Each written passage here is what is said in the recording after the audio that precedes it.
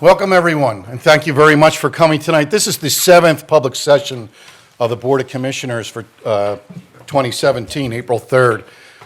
Earlier this evening, we met in executive session to discuss a real estate matter, a personnel matter, and also a legal matter. We did a grand slam. So that's what took us a while back there for the last hour. If everybody, nope, Mr. Secretary, if you would, please take the roll. Certainly. Mr. D'Amelio? Here. Mr. McCluskey? Here. Mr. Siegel? Here. This is not here yet? He's not going to be here tonight. Oh, he's not going to be here? Mr. Holmes? Here. Mr. McGarity? Here. Mr. Wexler? Here. Mr. Oliva? Here. And Mr. Connell? Here. Will Mr. James Taylor from Manoa Community Church please come up and lead us in the prayer this evening, and all those who can, please stand. Saturday, Andy. Would you please join me in prayer? Would we celebrate the beauty of this world, the beauty of springtime, and the wonder of all the folks that you've drawn in leadership with this Board of Commissioners and many people who support this tremendous community. We do give you thanks and praise, and I would ask now that we just pause for a moment to reflect on those who could, on our hearts, that we hold near and dear.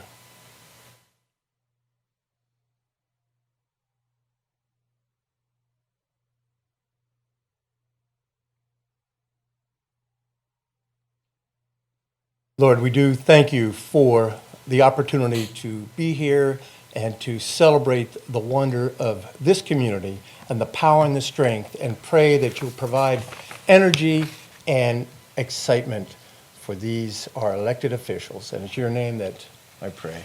Amen. Amen. Pledge allegiance to the flag of the United States of America and to the republic for which it stands, one nation, under God, indivisible, with liberty and justice for all. Thank you, Chief. Thank you, Mr. Taylor. It's funny, James Taylor. Huh? I thought there was a concert going on when you said James Taylor. Yes. Okay. Our first proclamation tonight is an Eagle Scout, and Mr. Holmes will, if Sean Summerfield would like to come to the front, please, with your family, and up to the podium. Mr. President, with thank Mr. you. Holmes. If I could call Sean Summerfield and his families up to the podium. I had the great privilege 2 weeks ago of attending Sean's Eagle Scout ceremony, and as a consequence of that, and as we do often here in the township, I invited Sean and his family to come here, and so that we, as a board, could proclaim this accomplishment. I just want to let the public know, understand the significance of the Eagle Scouts' work. In a typical year, Eagle Scout inductees perform over 1 million hours of service. Now, to put that into context, that is 500 people working full-time 52 weeks of the year to come up with 1 million hours of service. That is the amount of work that they put into the community when they perform their service projects. And for those of us that are in leadership roles, and it was mentioned during our opening prayer, we should realize that our future leaders, so many of them, come from the ranks of the Eagle Scouts. And Eagle Scouting itself, so people understand, and this was something that came up at Sean's ceremony. There are obviously hundreds of thousands of scouts in the United States, but fewer than 4% of boys that join the Boy Scouts actually attain the rank of Eagle Scout. And just to put that into perspective, Harvard University allows in one of 5 applicants. Allows in 5% of its applicants. MIT allows in 8% of its applicants. And yet the Boy Scouts only elevate to Eagle Scout approximately 4% of the people that originally start out as Boy Scouts. So that gives you an idea of just how hard this task is and just how exclusive that award is. So if I may now, and I'm going to ask you a favor to come around because the camera's going to pick up Sean. Come next to me, Sean. If I can now read the proclamation to you. Whereas the Board of Commissioners of the Township of Haverford County of Delaware, Commonwealth of Pennsylvania, takes great pleasure in acknowledging the notable achievements of young adults in the community. And whereas the Board of Commissioners wishes to applaud Sean Summerfield of the Boy Scouts of America Troop 151, Broomall, Pennsylvania, and a senior at Haverford High School, for attaining the rank of Eagle Scout and completing his Eagle Scout project. And whereas Sean's Eagle Scout project was the construction of cold frames, which are mini greenhouses, for the Garrett Williamson Foundation in Newtown Square, and whereas those greenhouses give the foundation a start on growing vegetables for the summer camp that the foundation runs. And whereas upon graduation, Sean will continue with his commitment to service, he plans to enlist in the United States Army. Now, therefore, be it proclaimed by the Board of Commissioners of the Township of Haverford, County of Delaware, Commonwealth of Pennsylvania, that the Board of Commissioners hereby congratulates Sean Summerfield for his many contributions to this community with his long hours and dedicated work. Our blessings go with him as he faces new opportunities and challenges. Proclaimed this third day of April 2017, the Township of Haverford Board of Commissioners.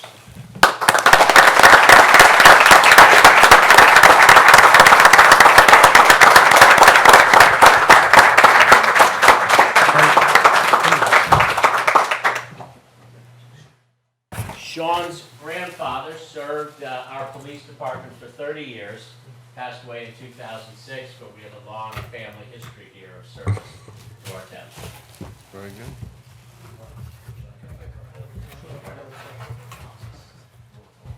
Great.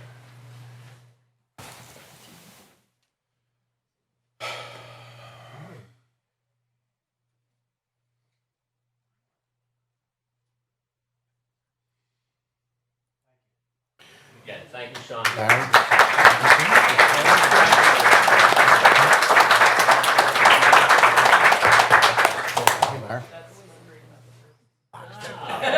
right, if I get the camera to zoom in. Stay spot, one of the mini greenhouses. Like, thank you for doing that. I had an email from him, and he said he was Larry? out Saturday. Out of town till Saturday. Thank you. It's all Thursday. Look at yours. All right?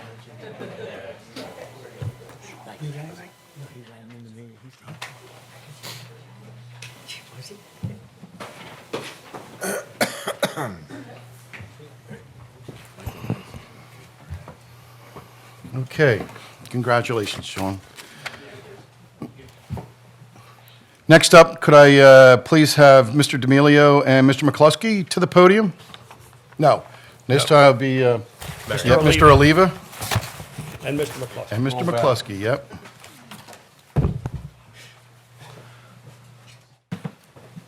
You sit down. Roll valve. Out.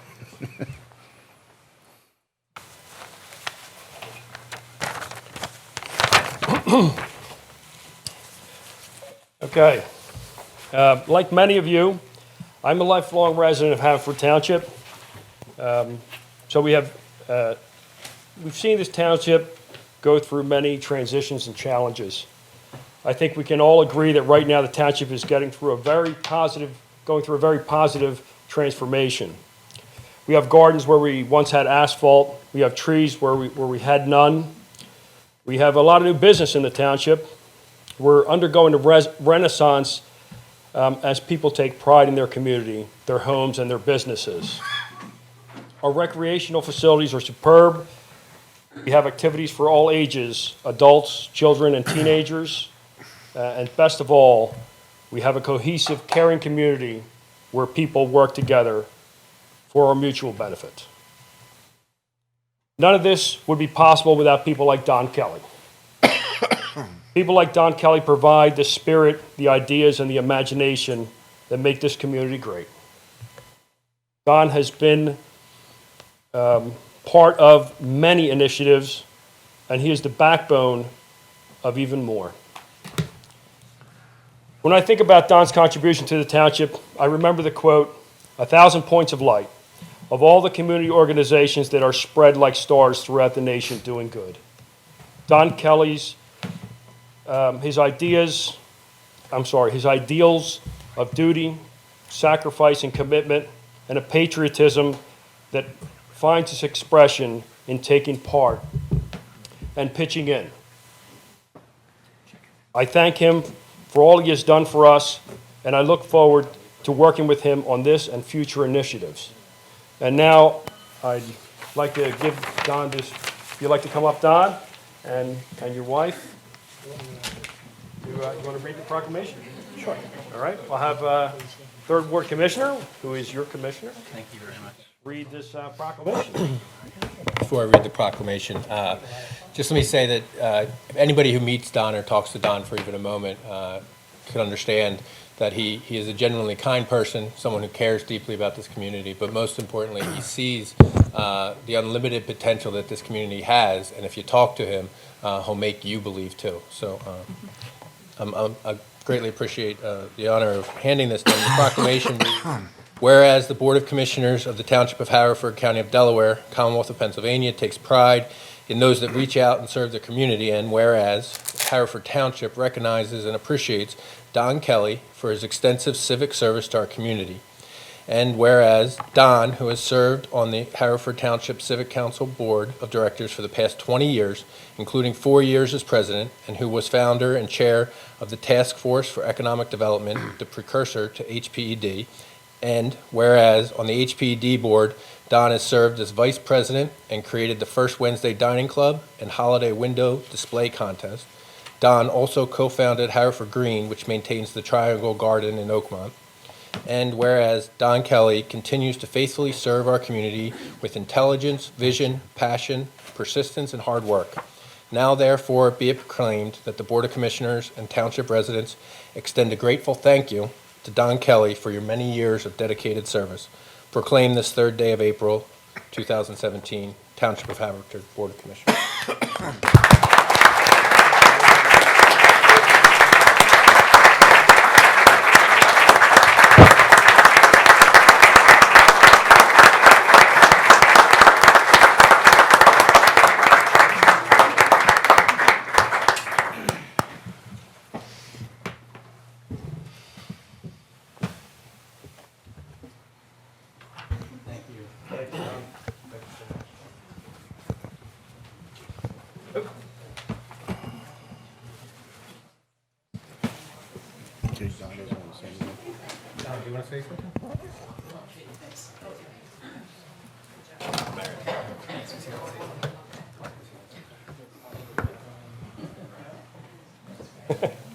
Don, would you like to say a few words? Sure. Why don't you come up?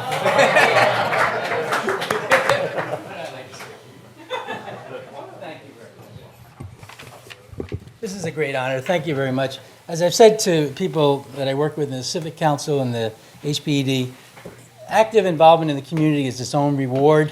And so many people here, you know, Brendan Goggin, Chris Whiting, Colette Bannon, Gene Angel, they all know this. It's in their blood. And to be part of that is just very rewarding. We're blessed with terrific civic leadership in this community and an openness and a responsiveness from the government to work with citizen initiatives that is really unique. And other communities look at this and they just wonder, how do they do it here? But we have the right attitude, we have the right spirit, and we have a great spirit of collaboration. So I'm happy to be part of this. Thank you. All right, thank you, Don.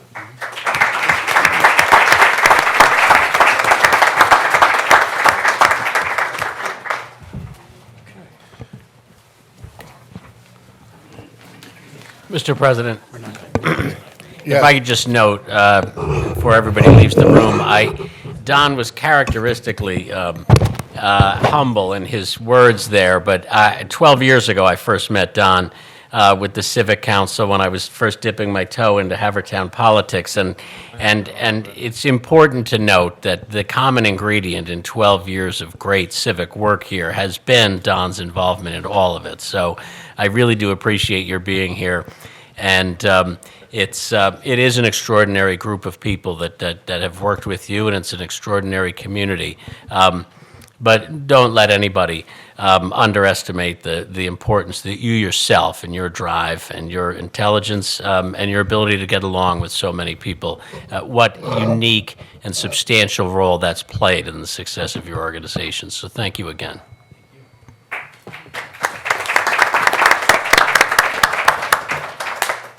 Okay. Now you can. Now you can go. Okay. Can I ask Mr. Chaz Brooks to come to the podium representing Haverford Township Day 5K?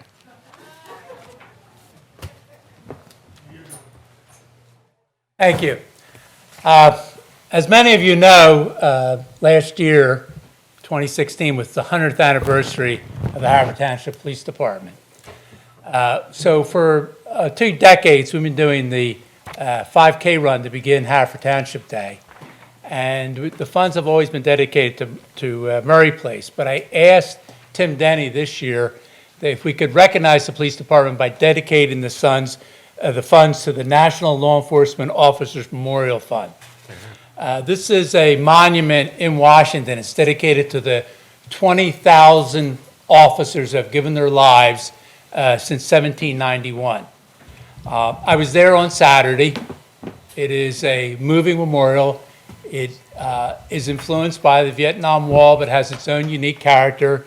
It's 2 curving, 300-foot-long stone walls engraved with the names of officers that have fallen, including Haverford's Norm Barr, and I went over and visited where Officer McNamara's name was from Upper Darby, was engraved on the wall. And the daffodils were up. It was very beautiful. And this is a letter that we received as a result of the donation we were able to make. Dear friends, I'm always inspired by the dedication and generosity of friends such as yourself who continue to answer our call to honor the service and sacrifice of America's law enforcement heroes. Thank you for your most generous contribution to the National Law Enforcement Officers Memorial Fund of $2,061. Your ongoing support plays a crucial role in our ability to strengthen our organization and to better fulfill our mission. During National Police Week, the fund hosts an annual candlelight vigil at the National Law Enforcement Officers Memorial for the surviving family members, law enforcement professionals, and supporters like you. This year, during the 28th annual vigil, we'll dedicate the names of 252 fallen heroes upon the walls. Your continued support helps to ensure their acts of heroism are never forgotten. And he signs it sincerely and many thanks, Craig Floyd, President. National Police Week is always centered around May 15th. May 15th is National Police Officer Memorial Day. And the 15th to the 21st is the official week. They do have events beforehand. The candlelight vigil you referred to is on May 13th. And then on Sunday, one of my favorite things is the Pipe Band March, where there's pipers and antique police cars. That's on Sunday, May 14th. If you're in Washington, I would encourage you to visit the memorial. It's in Judiciary Square, 404th Street. It's near the National Building Museum, which is a fine museum in itself, but the memorial is really very consoling. The families have a place to go, and it recognizes all the officers. Last year, there were 135 officers who died in the line of duty, and that's an uptick from 2015. A lot of them were ambushed, and today, an officer was ambushed in Harrison County, Texas. So this memorial continues to be important for the surviving families, and the need, unfortunately, has not gone away. So thank you, Tim, for allowing us to dedicate the funds to this memorial, and we hope that the police department recognizes this as part of their celebration.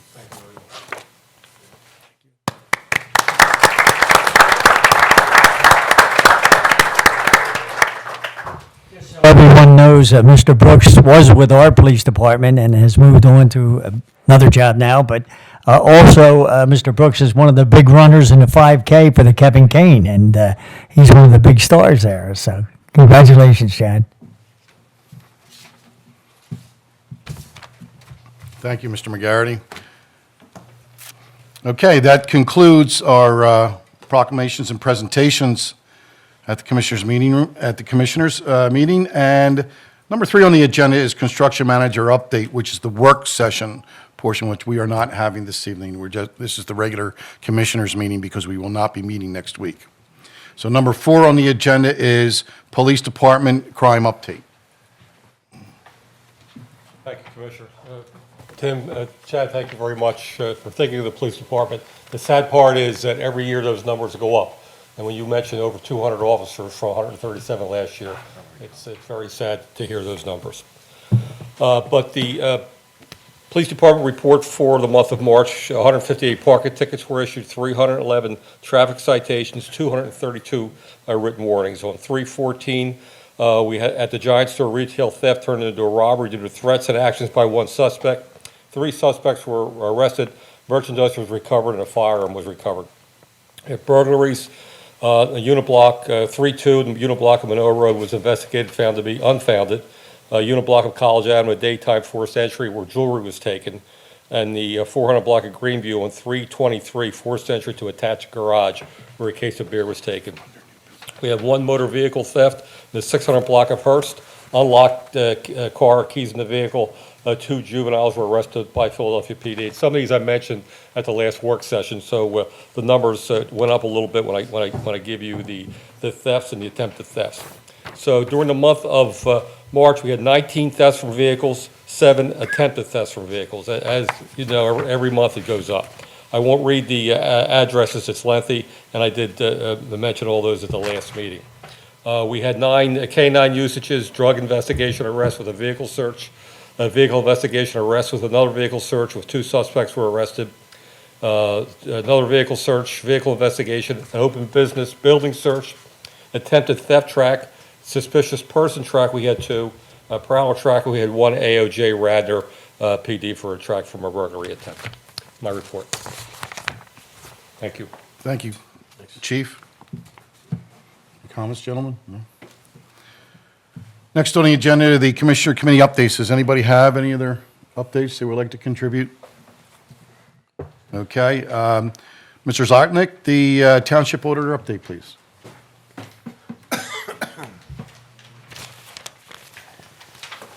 Good evening. I reviewed the disbursements for the period commencing March 14, 2017 and ending April 3, 2017. I raised certain questions.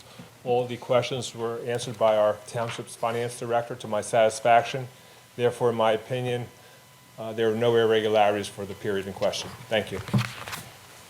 Thank you, Mr. Zotnik.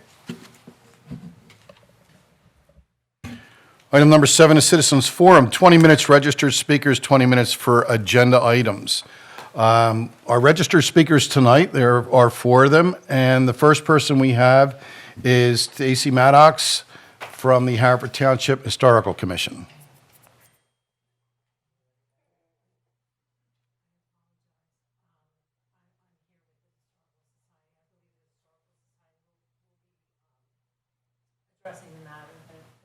So you're not speaking this evening? No, Okay. I was under the impression that I asked too late, so thank you very much for Okay. the No. opportunity. Then the second individual on here is Kelly Brennan from the Haverford Township Historical Society. Good evening.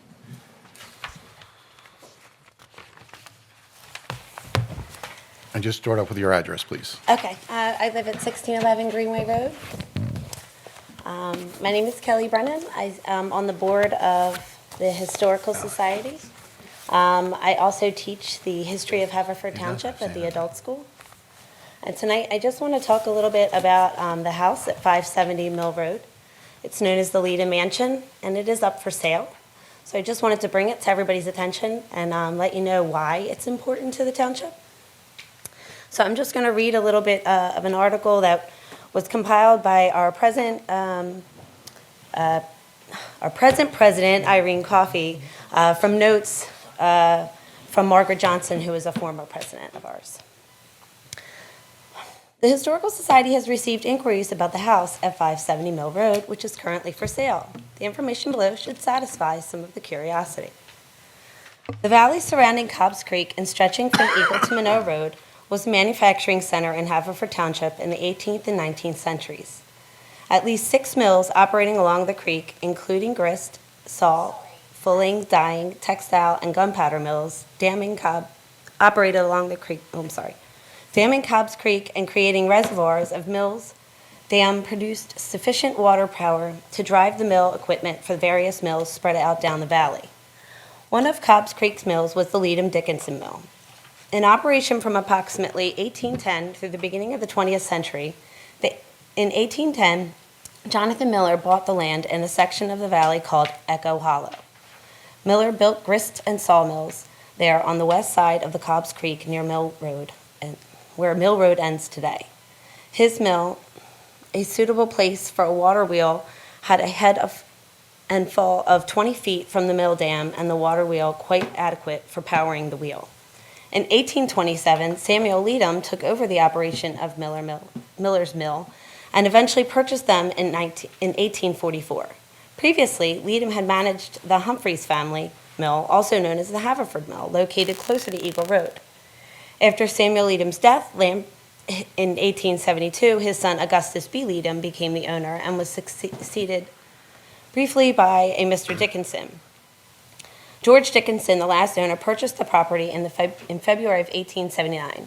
During Dickinson's ownership, the lane leading to the mill became a township road and was named the Dickinson Mill Road, shortened today to Mill Road.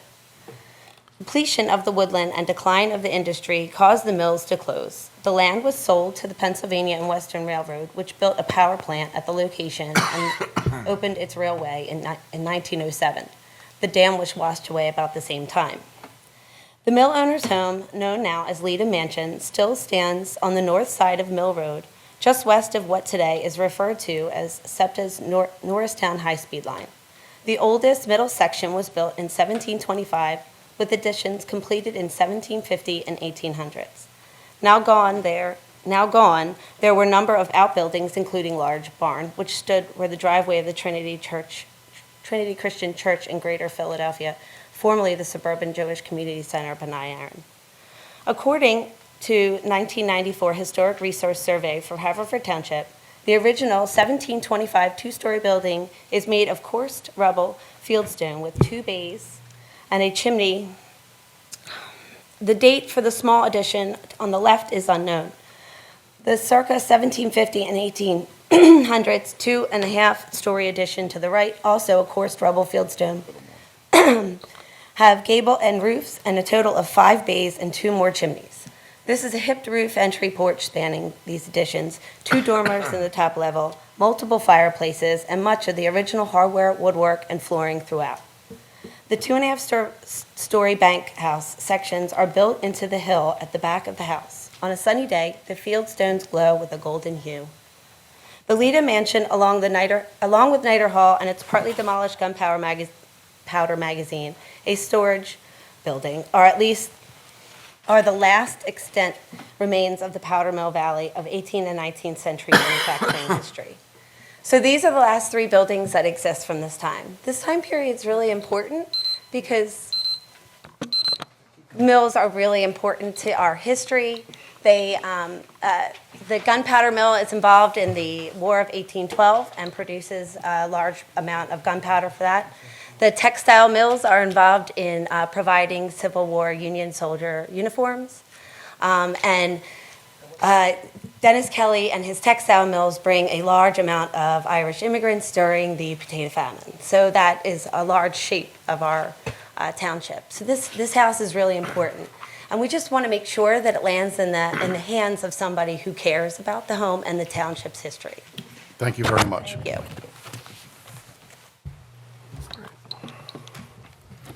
Next up, we have Mr. Fran Kaiser regarding temporary signs and parking of vehicles. Welcome. Hi, how you doing? Just start off with your address. Just start off with your address. That's all. My address, Yes, sir. 524 Wynn Avenue, right back over in Chatham Village, I guess it's called or whatever. But, Mr. President, good evening. Fellow commissioners, good evening. Thanks very much for this opportunity. I just wanted to come this evening and talked very directly about what's perceived, I guess, here of my own accord, but also with the support of a number of people in my immediate neighborhood about the proliferation of temporary signs. I've done a little bit of background here, and I know, Chris, I've communicated with you back as, far-reaching as February 8th, and then recently another flurry, as I noticed, kind of an uptick in them regardless of, what the content of the signs is. But as best I can tell, and I really just want to seek some clarification, is as I read the guidelines here and the general regulations for the signs, that these type of signs are subject to a number of very specific requirements.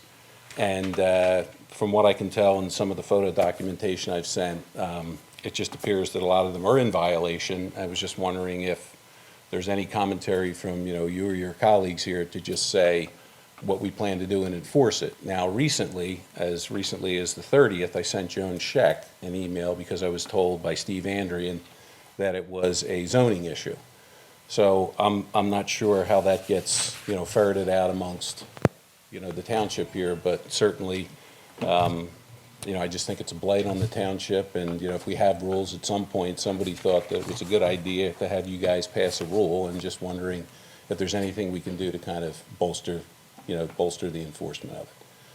And in closing, I'd just like to give a shout out to Steve Andrian. So the guy, I don't know if he works with you guys, the guy gets back to you right away. He's a man of action, and he does a fantastic job, and I'm sure given the opportunity, you guys would all do the same. So, that's right. all I have. So I certainly appreciate your time, and I think as Chris can probably tell, and Jim and I know Steve, I'll be vigilant about it, but if there's questions you have of me, I'd be happy to answer them. But other than that, that's all I have no questions. No, it's not a back and forth right here, but, Okay. Yep, thank you very much for your comments. Should I expect a reply or anything like that from Yep, Joan or from actually, we'll yourself? let you know, you can tell us what the ordinance, or, I can, I have a few questions. What exactly type of signs are you talking well, okay. You should come up to the I was podium going to so we say, can hear you. you'd have to come at the podium, but let me, about? Could you? we'll answer this. Let's get through everyone else first. And then protocol says that we go through this first, and then we'll answer them. Can I make a quick recommendation, sitting next to Kelly now, so she'll know? Yep, sit right there, and You're part of the staff. You're staff right now. Thank you. now, the last person signed up is Dr. Levin. Somebody always wake him up, please. Mr. Levin, you're signed up tonight. Do you wish to come up? Oh, thank you. All right, thank you very much. All right, now we'll do 20 minutes of agenda items, and again, it's 3 minutes when an individual comes up to the podium. I will start with this side of the room, the second row. Would anybody would like to come up and speak about agenda items? The following row? On this side of the room, the first row. The second row, third row, the fourth row. Thank you very much. Okay, and they'll be back. I'm assuming that they're going to answer that in the back room. So as for the Historical Society goes, thank you very much for coming up this evening and give us that history of the area. What's that? I'm going to go get that. Okay. But the board at this time has no additional comment about it, but we'll take everything into consideration. Thank you very much. Mr. Kaiser is being taken care of in the back room, and I mean that in the nicest way.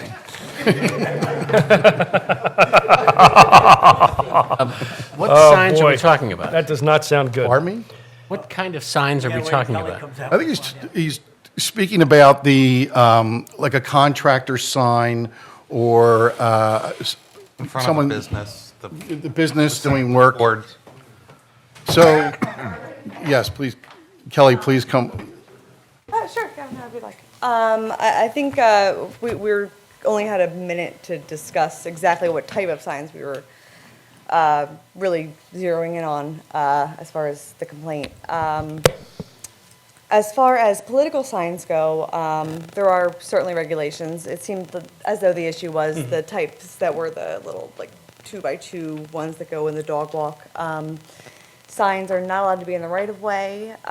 We remove them all the time. We get constant complaints about, moving people's signs. I know because they removed 2 of mine. When Right. I advertised for the prep in Mary and Mercy, they were gone the next day.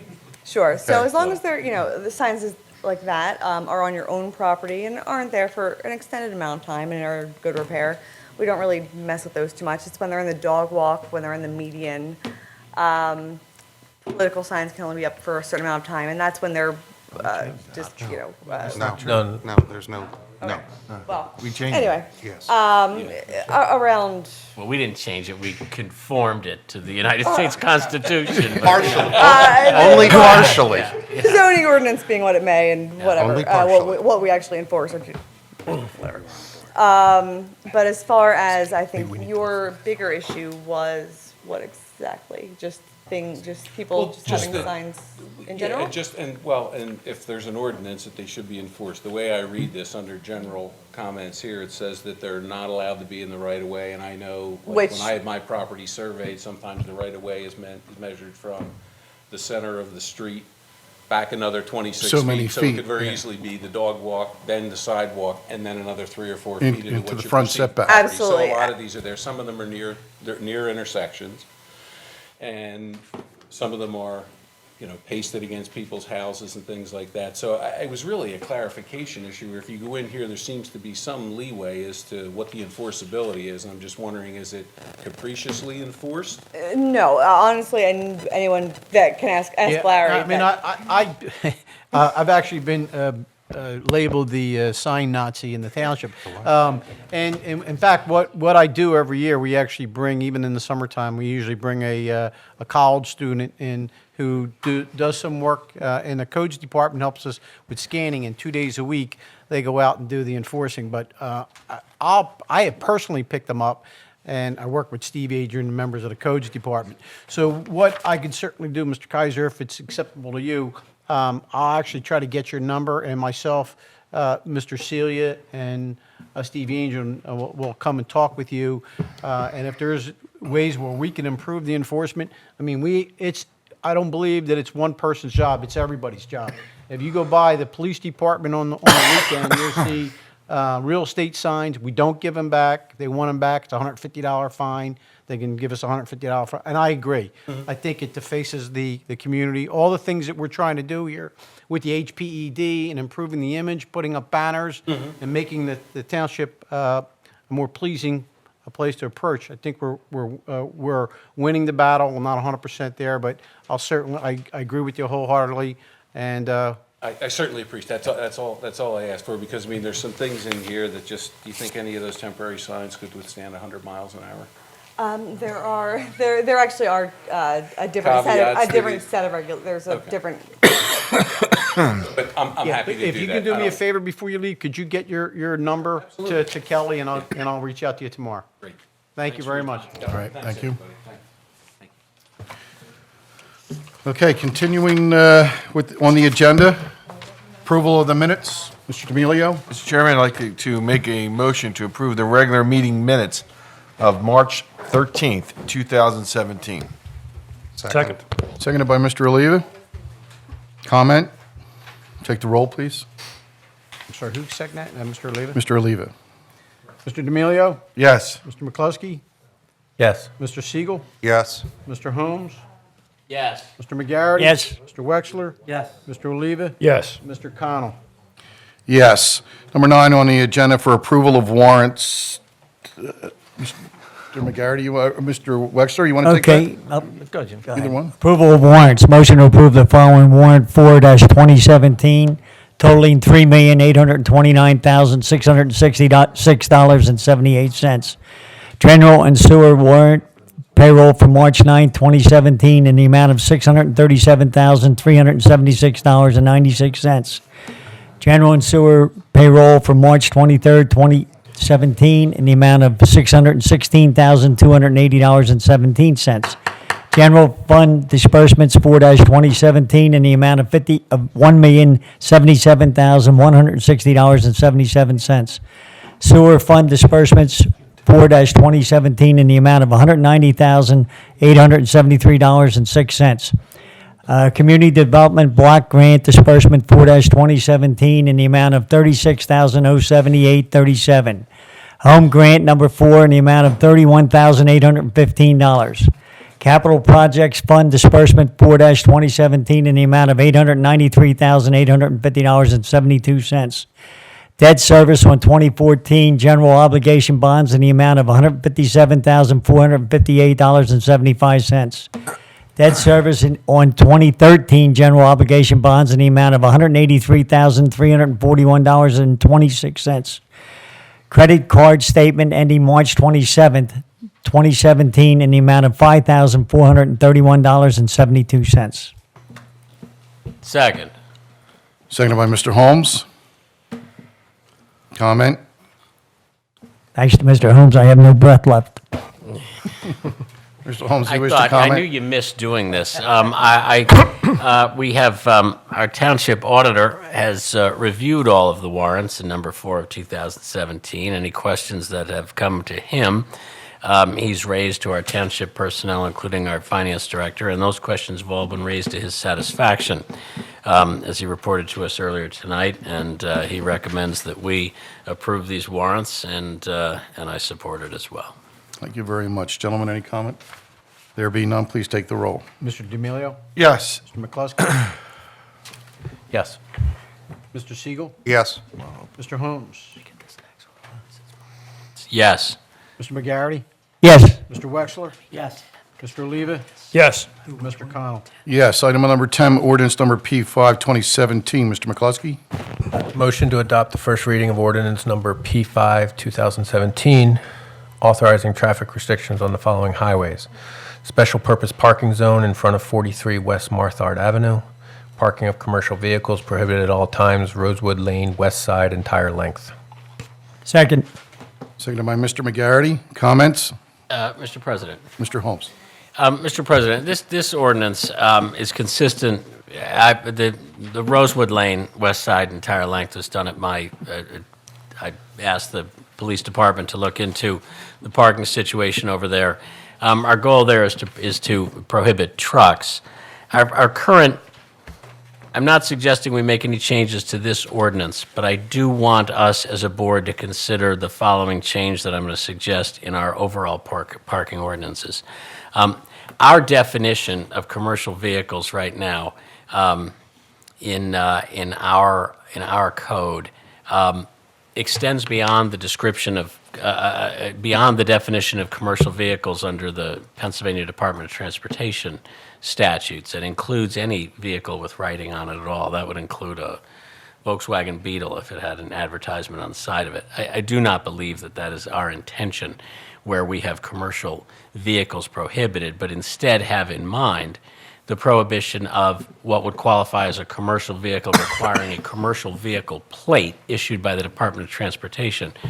So it's my recommendation that before the next meeting, that we consider a change to our township ordinance that defines commercial vehicles and put that definition in line with commercial vehicles as defined in most of our neighboring townships and as defined by the Pennsylvania Department of Transportation, which is a vehicle whose size, weight, and use requires a commercial vehicle tag to be put on the vehicle. So I do support this ordinance because it will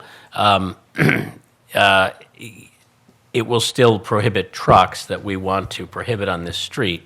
But I do think it's time for us to revise, because we've had this discussion numerous times about how big or small the vehicles are that we want to prohibit from parking in certain neighborhoods. So I'm going to recommend that in the next month or two, we make this change to our ordinances overall to the definition of commercial vehicles in our code to comport with the state law. And as I said, Chief Viola did a quick survey for me, and a number of our neighboring townships define their commercial vehicle prohibitions by the same standards that the Department of State defines by the Department of Transportation defines commercial vehicles. So this parking restriction is not for trucks, it's just for commercial vehicles? Well, it's commercial vehicles as defined right now, and I'm sorry, I had it up a second ago, and now I got to go back. And It's all right, I mean, I know the definition of a commercial vehicle. Right, But but what that I'm saying includes to you, trucks. like when in most of our ordinances, I just don't want you to leave something out that you'd want to put in there. It says parking of trucks or commercial vehicles. I don't know if you want to include that in this ordinance, or if you just want to say commercial vehicles.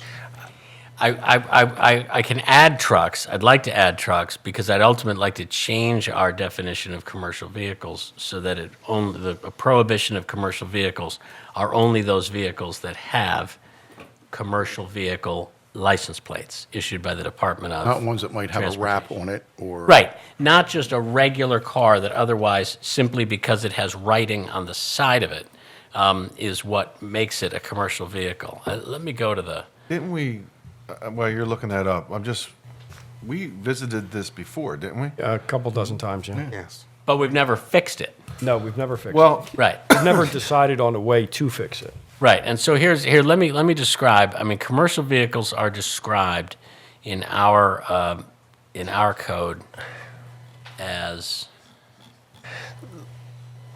Just had this. I'm sorry.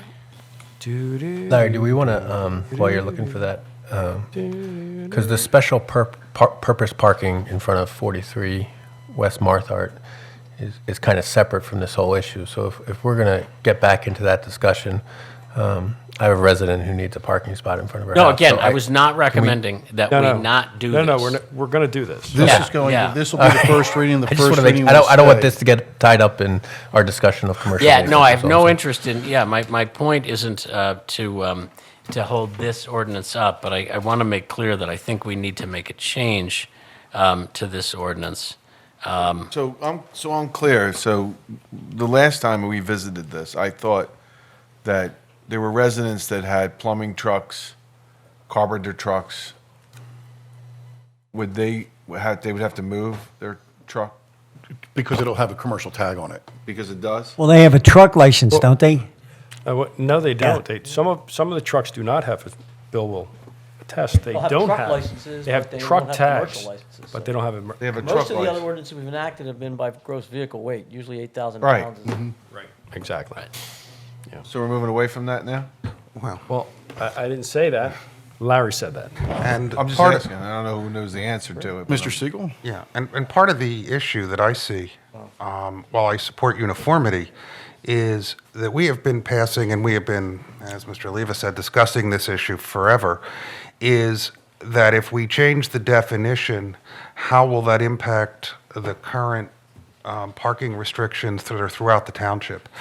Because I know we have used various definitions, various terms, and I would want to know what the impact of that is going to be on existing signs before we do, signs or restrictions before we do anything, because I think you could have a domino effect of certain areas, the results not be what they were intended simply by a definition change. Trust me, right, and this is what I'm saying. We have, right now, Trust me. I've heard that before. We define commercial vehicles as defined as any motor vehicle used in a commercial business or enterprise.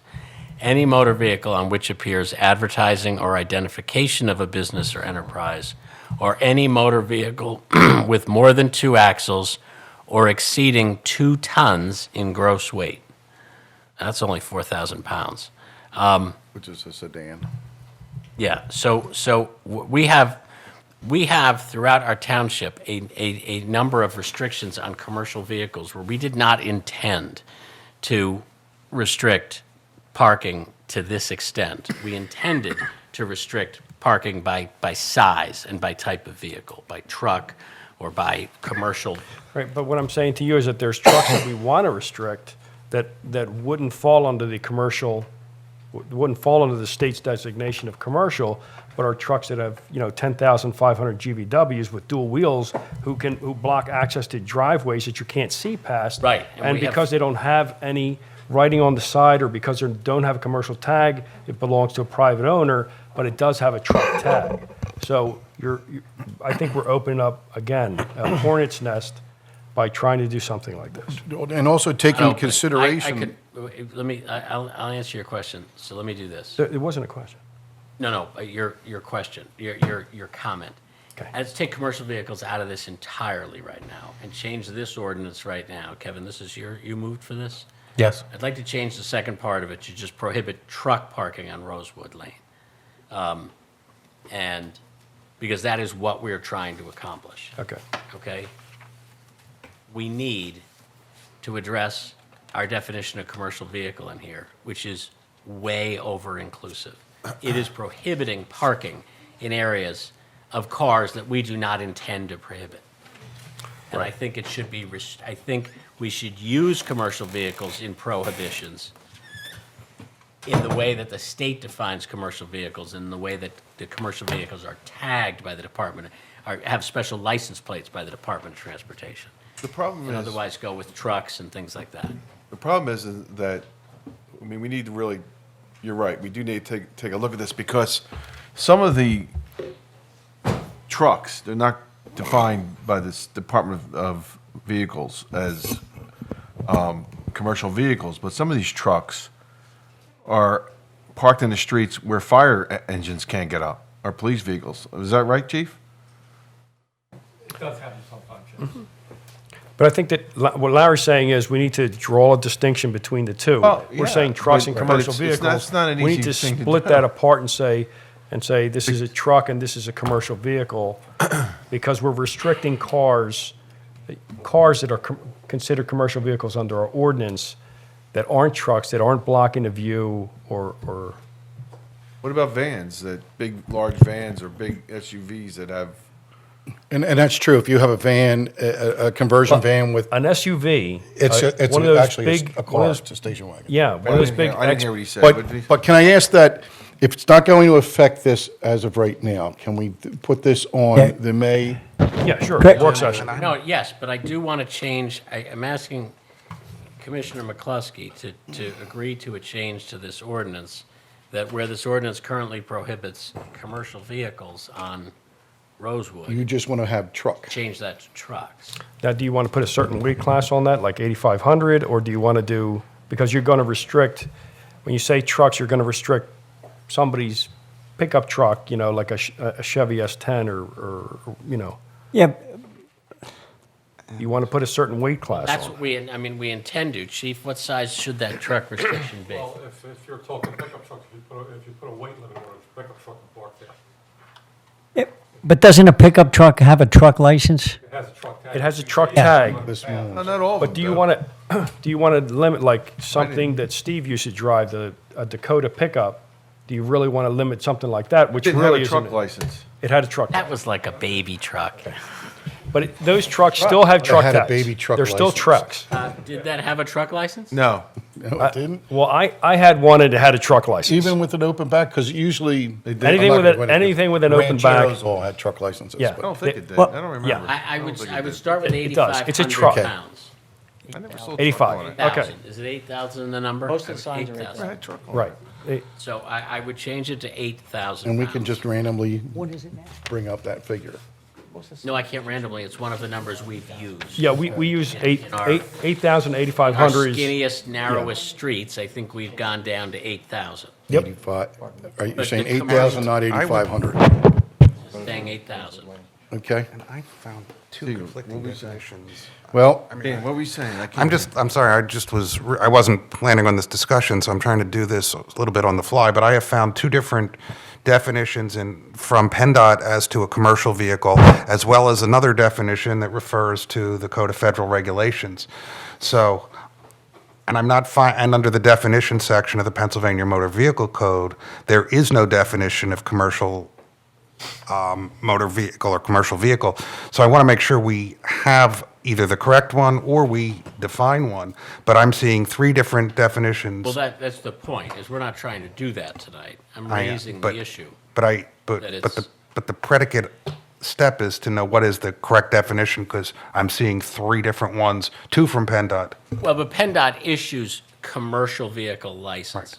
So, And if you go by that, as I understand at least as I understand from our police department, those are based on, among other things, the size of the vehicle. not according That to may not be this. so. And that's why I'm not suggesting that we pass a law tonight that relates to commercial vehicles. I'm raising to everybody that it's an issue. And obviously, You are right, revealing so- yet again how And let's bring complicated that issue is. For May, but you want to, your request also right now, though, is to tailor the present motion. But change the current ordinance, right. You accept Before that? us is a motion to approve an ordinance that includes prohibiting commercial vehicles on Rosewood Lane. I don't want commercial vehicles prohibited on Rosewood Lane. I want trucks over 8,000 pounds to be done on Rosewood Lane. So do you accept that now, that change? I accept. That's fine. Oh, I can't. Well, Mr. McGarity is, so. No, it would read I want to parking- remove my second and make a motion to pass the 43 West Marthard and table the Rosewood Lane and deal with it next month. As opposed to putting down. Make a motion that Parking of we- commercial vehicles. We table the Rosewood think you Lane can. West Side I think you have till to next table the month. whole thing. I don't Yeah, think you can table Or you pieces. could amend it to remove Rosewood, but I don't think you can table I think part you're of it. okay. But do we need to? I mean, if this could have said truck parking. It says commercial vehicles. I don't want to do commercial vehicles. I want to do First truck reading? parking. What's the issue? Parking of, Okay, so you're okay with Trucks. that? What do you want to do, cross out the commercial 8,000 vehicle, parking of pounds. truck vehicles prohibited at all times? It's a first reading, so you what can you're make saying? any Right. changes. Yeah, all I'm saying is that This? instead of it's instead prohibited of parking of commercial trucks, vehicles, 8,000 pounds I or would greater. prohibit truck parking over 8,000 pounds. Okay. Looks great. All right, I- then I mean- I approve that, yeah. Yeah, I accept that. All right, gentlemen, then let's take note that on Rosewood Lane, west side, entire length, you're requesting or changing the request to be prohibited parking of trucks 8,000 pounds or greater, Yes. and greater. Okay. Yes. Okay, can I see all those in favor? Aye. Aye. Aye. Oppose? Well, this is an ordinance. We actually have to vote, don't we? Well, no, We'll vote on the change. ordinance. We voted on the change. On the change, so therefore, now I'll request the Well, no, secretary it was to... enough that he approved the change to the motion and he approved the second, wasn't it? He approved the second. I want to make, well, Approve I'm the making second. sure that everybody knows what the change is here. Yeah, okay. We're going to vote on it, so. Okay? Mr. Secretary, please take the roll. Mr. D'Amelio? Yes. Mr. McCloskey? Yes. Mr. Siegel? Yes. I don't Mr. Holmes? want nobody to say. Yes. Mr. McGarity? Yes. Mr. Wexler? Yes. Mr. Oliva? Yes. Mr. Connell? Yes. Now we have item number 11, resolution number 2045-2017 for the circuit trails. That would be recreation, Mr. That would be Oliva? me, yeah. Motion to adopt resolution number 2045, 2017, whereby the township hereby endorses the concept of the 9-county region completing 180 miles of circuit trails by 2025 in order to achieve 500 miles of completed circuit trails and the circuit trail passage through the township, and encourages our neighboring townships to do the same. And the township supports the existing trails along the alignment of the circuit trails being designated as circuit trails, and that circuit guidance signage be installed with the coordination of the Parks and Rec Department. Second. Do I have a second by Okay, Mr. second. Siegel? Would we like an explanation? Discussion, please. Okay. Would you like to come up, Rich? This is Rich Kerr. He's from the Haverford Trails. And Rich can explain. Rich Kerr, 18 Meadows Lane, Friends of Haverford Trails. The Circuit Coalition is looking for municipalities to endorse this concept. The plan for the 9-county area, which includes New Jersey, southern counties, is for 750 miles in total of multi-use paved or packed gravel trails that form a regional network. 310 miles are already done, 15 are in progress now. So it's not a great reach to try and get to 500 by the year 2025. As the mayor of Upper Darby put it at our recent trail summit held at the Creek, we're already doing the work, so why not just say yes in his township? With me tonight is Peter Puglianese, the co-chairman with me of the Friends of Haverford Trails, Julian from the Bicycle Coalition, and you're now the advocacy director for the Delaware Valley Bike Club, all here in support of this. As you know, Haverford's been a leader in trails. The circuit trails include the Darby Creek Trail, which we have 1 mile done in pavement, and also the Pensy Trail. right. Thank you, Rich. Thanks for that. Anybody have any questions for him? Anybody have Mr. any Kerr, would questions? you like to entertain any questions? Anybody have any questions for Mr. Kerr? No? Okay. And thank you Thank for you, all the Rich. work that you do for Haverford. We really do appreciate that, and Rich was up we had a discussion up at that summit, and, we wanted to put this in here to make sure that we are in compliance. Does anybody have anything further? Please let the record show that Mr. D'Amelio is absent, and take the roll, please. Mr. McCluskey? Yes. Mr. Siegel? Yes. Mr. Holmes? Yes. Mr. McGarity? Yes. Mr. Wexler? Yes. Mr. Oliva? Yes. Mr. Connell? Yes. Item number 12, resolution number 2046, 2017, is a mowing agreement with Public Works. Mr. McGarity? Motion to adopt resolution number 2046, 2017, authorizing the Township of Haverford to enter the municipal mowing contract for PA DOT for the mowing of 3,400 acres? 34 acres, yep. At $91.22 per acre for FY17. And that'll be fiscal year 17. Second. Seconded by Mr. Wexler. Any comment? There being none, please take the roll. Please show that Mr. D'Amelio is absent. Mr. McCluskey? Yes. Mr. Siegel? Yes. Mr. Holmes? He's absent. Mr. Holmes is absent too. It's Mr. McGarity? Yes. Mr. Wexler? Yes. Mr. Oliva? Yes. And Mr. Connell? yes.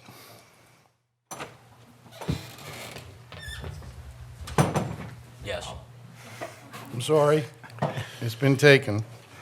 Did it pass without me? Yes. Are we going to get our grass mowed? We are getting our grass mowed. Sorry. All right, but I ask you gentlemen to please, Actually, no. while during the meeting, please, Jeez.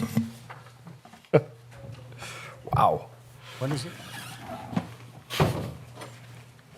okay. That's, We'll move on. Item number 13, resolution number 2047 at 2017. okay. Mr. McGarity, Mr. D'Amelio's. All right, motion to not here. adopt resolution number 2047, 2017, approving the subdivision, reverse subdivision plan for Richard and Ellen Heath, 401 Virginia Avenue, Haverford Township, Delaware County, and known as DC Folio number 22-01-02078-11, and Paul and Ann Buckley, 403 Virginia Avenue, Haverford Township, Delaware County, and known as DC Folio number 22-01-00579-01, has been submitted to consolidate two parcels and convey 274 square feet from 403 Virginia Avenue to 401 Virginia Avenue, resulting in 401 Virginia Avenue containing 8,810 square feet and 403 Virginia Avenue containing 8,810 square feet. The property is zoned R5 residential and is located in the First Ward. The ascertained plans were prepared by Catania Engineering Associates, Millmont Park, PA, dated December 19, 2016, and last revised on February 23, 2017, subject to compliance of the Planning Commission. Second. Second by Mr. D'Amelio. Ben? Before we vote on it, I'm sorry, I was in the back. 'Cause I didn't know about this, and Kelly went over it with me. So this is a simple transfer of a small section of property from one owner to the other. Is that correct, Kelly? Correct. Okay.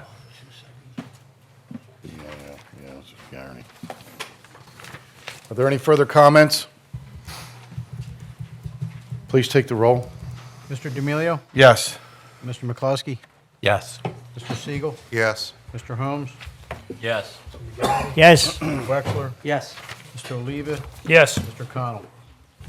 Yes. Item number 14 are appointments. Environmental Advisory Committee. Holmes? Mr. President, yes, I would like to appoint Robert Graff to the Environmental Advisory Committee. Second. Robert Kraft. Yeah, I mean, it doesn't need a second, right? It's a Oh, sorry. commissioner. But thank you for your Welcome. enthusiasm. Yeah. Getting into the meeting. He comes to the commission highly recommended. Sure. The next is, you have that, Larry? I do. Okay, thank you very much, Commissioner. Welcome. Okay, I'd like to make a motion to appoint Rob Cohen to fill an unexpired 3-year term on the Ice Rink Advisory Board to expire December 31st, 2018. Second. Sorry. Seconded by Mr. D'Amelio, okay, or, Whatever. Give it to Mr. Siegel. okay, seconded by Mr. Siegel. Any comments? I Just so- move we close nominations for Second. the opening and the Ice Rink Advisory Committee. And I just want everyone to know that we did discuss earlier that Mr. Cohen is not holding a position on the library board, that resignation was tendered, so. Just may I say, Mr. Cohen is a dedicated volunteer. He really works extremely hard in anything he gets involved in, so I would expect him to do the same here. Thank you very much. Can he skate? No. No, but I do believe his kids skate. Going His through children. life. But his children skate, I understand. His children skate, that's why he has a lot of interest over there, so. He's a hockey player. Please take the roll. Mr. D'Amelio, Yes. Mr. McCluskey, Mr. Cohen? Mr. Siegel, Mr. Cohen? Mr. Holmes, Yes, to Mr. Cohen. Mr. McGarity, Yes. Mr. Wexler, Mr. Cohen. Mr. Oliva, Mr. Cohen? and Mr. Connell. Yes, for Mr. Cohen. Congratulations, Mr. Cohen. This now will leave a seat open for the library board. Put that on next month's agenda, please. Okay. Item number 15, contract award for the stadium electrical improvements. Mr. D'Amelio, that's your Mr. Chairman, I'd like to award the electric improvement contract to A.N. Lynch Incorporated, Spring City, PA, in the amount of $20,000, submitting the lowest possible bid contingent upon execution of the contract and supply of the required bonds and insurance. Second. Seconded by Mr. McGarity. He got you. Yep. Now, this is something that we've been talking about, and they have come before the board when we, remember this, Larry? They talked Yes, about the this electrical electrical box. panel and everything, and they had concerns about it, and I have to hand it to Larry and Rick, who moved quickly to fix this, and I thank you guys for doing that. And this will be done during the May shutdown. It will, yes. And the reason for the May shutdown is because the ice has been there 5 years now, we're looking at, Yes. the packed ice. So Yes. therefore, And if I can just make one quick comment, we're very, very confident that it'll be done in the May shutdown. This is second part of this project. You recall, we ordered the panels, the 3 panels. We believe all 3 panels will be in mid to late April. If, for some reason, that does not occur, we don't believe it will be, but there's still a possibility it may not be done. So the $20,000 plus the cost of the panels. But yes, that's our target date. thank you very much. I can tell you from personal experience, if that ice is 5 years old, it's good ice. I mean, I just skated on it yesterday. I skate with a lot of people who skate at other rinks, and they're always very complimentary of the quality of the boards, quality of the ice, quality of the glass. It's outstanding facility. Right. I think it's a contractual thing where they check everything now. Yep. First time that they'll take it down. All right, please take the roll. Mr. D'Amelio? Yes. Mr. McCluskey? Yes. Mr. Siegel? Yes. Mr. Holmes? Yes. Mr. McGarity? Yes. Mr. Wexler? Yes. Mr. Oliva? Yes. Mr. Connell? Yes. Item number 16 is the continuation of citizens' forum for non-agenda items. Is there anybody on this side of the room, on the second row, Oh, yeah, on the third row?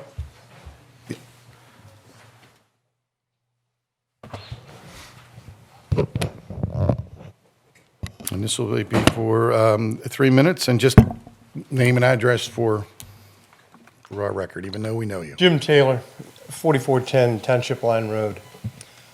My question, as my only means of transportation is by bike, when is the sidewalk going to be completed across from Swiss Farms by the YMCA as well as Eagle Road? Thank you. Road sidewalk. I saw another hand back there. Mr. Pugliese.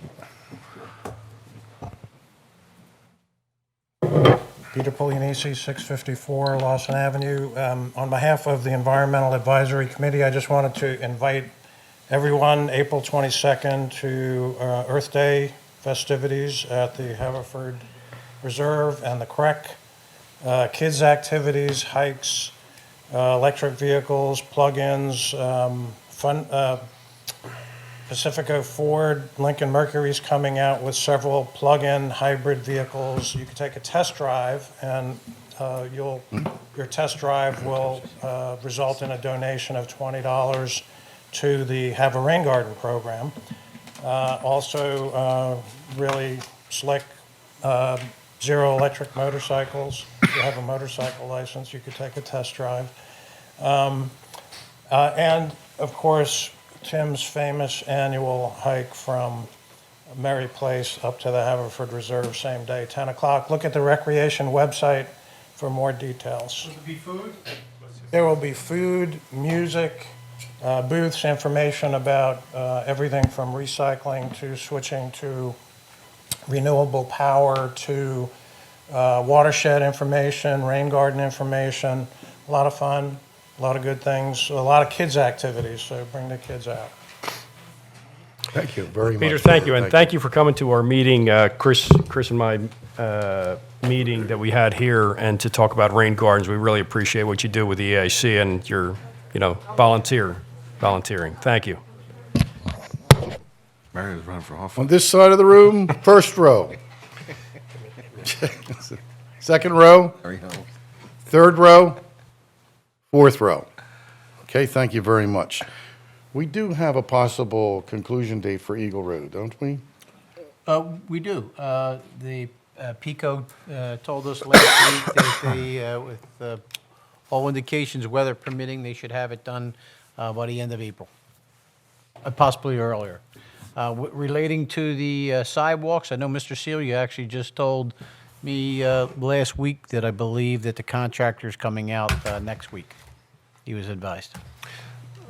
Larry, I'd just like to reiterate, whenever we talk about Eagle Road being done, I think it's important that the residents understand that PICO's improvement project is ongoing, and once that portion of Eagle Road is done, that they've informed the township that they're going to be doing work from Katz Pharmacy down towards Haverford Road. So, the completion of this stage is done, but I just want to make sure everyone is aware that PICO is going to start another project shortly thereafter. Thank you very much.